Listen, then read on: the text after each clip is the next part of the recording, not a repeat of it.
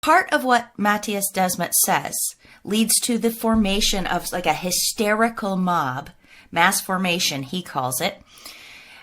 He says there's 4 conditions that have to be met within society before this can happen. It doesn't always happen, but it can happen if the right triggering event follows. So he says people need to be isolated with a lack of social bonding between them.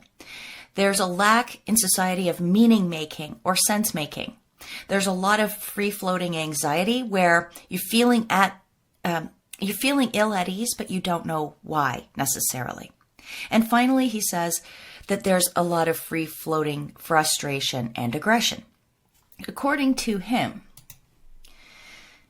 if these conditions are met, then society is ripe sort of for a hypnotist almost to come along and create a narrative into which the people will buy. The people will buy into it because it seems to alleviate those conditions. They can suddenly have a target for their free-floating anxiety, frustration, and aggression. They don't feel so alone because we're all in this together.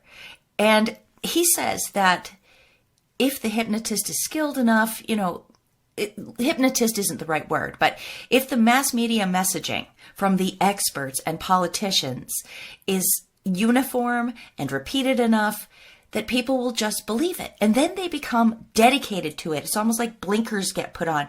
They forget about everything else. They are totally dedicated to this new way of life, the new normal. Okay? So that's the theory in a nutshell. And what I want to talk about in this video is I'm looking at whether or not these conditions were met before COVID came along. And then I'm going to talk about mass hysteria itself. And the fear that I have that politicians are going to start scapegoating people. I do worry about that.